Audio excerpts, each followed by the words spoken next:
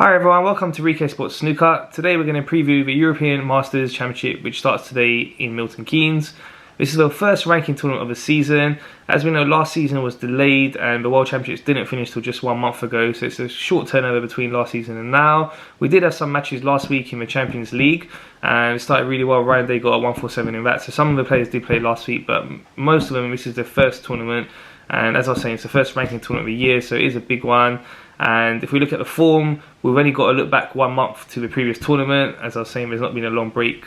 So Ronnie, amazing, what a performance. Made it 6 times champion of the world. Definitely the man to beat. As we know, he's the greatest player ever. And when he's on it, nobody can beat him. And he was amazing. Don't know how he came through that semi-final with Mark Selby. Looked down and out, but he got through it. And then in the final, he just steamrolled Kyren Wilson like Ronnie can. Ended up winning comfortably and is now 6 times champion of the world, just 1 title behind Stephen Henry's record of 7. And I wouldn't bet against him getting to 8 and breaking the record fully, because he is that good and he's still going strong. So definitely the man to beat. As we know with Ronnie though, sometimes the smaller tournaments he doesn't really get up for them, and if that's the case, he could get beat in the early rounds especially. He could be vulnerable.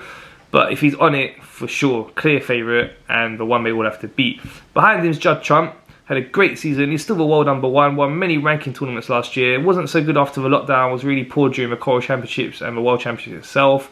He went in there as a favourite, but really was disappointing. So he's got a point to prove. And when he's at his best, he can beat anyone, and including Ronnie. He can give Ronnie a game, at least, at the very least. They are 2 of the players in the bottom half of the draw, so they will have to meet before the final, which means that the players in the top half of the draw, the likes of Neil Robertson, Sean Murphy, have the advantage of not having to meet one of these 2 until the final, if they made it there. So, looking at the players behind the top 2, as I was saying, we've got Neil Robertson, Sean Murphy, the likes of Stephen Maguire, the likes of Mark Selby, all great players, John Higgins, great array of players, a lot of depth and talent in snooker at the moment. And with this tournament, there's a lot of variables. It's still behind closed doors. You know, how the players have been practicing during their first tournament back as well, you know, after the World Championships with a short break. So it's a difficult one to predict.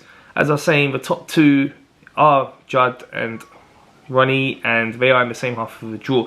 So if I had to pick which one of them 2 are going to get through to the final, I'm going to go for Ronnie. Hopefully he is on his game. If he is, he should get there to the final. So I'm going to go for Ronnie from the bottom half of the draw. From the top half, going to go for Neil Robertson. He's the defending champion of this tournament, and he had a great season last year, as I was saying, won a few ranking titles and will be looking to defend this title.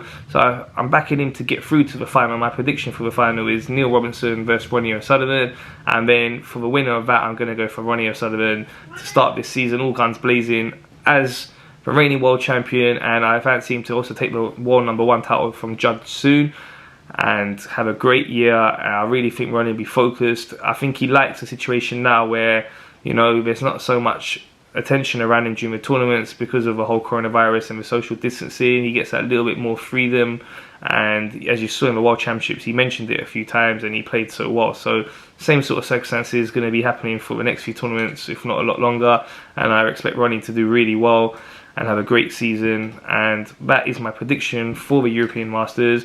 Please keep following us for all great content on a variety of sports, and remember to subscribe, like and share. Thank you. Bye.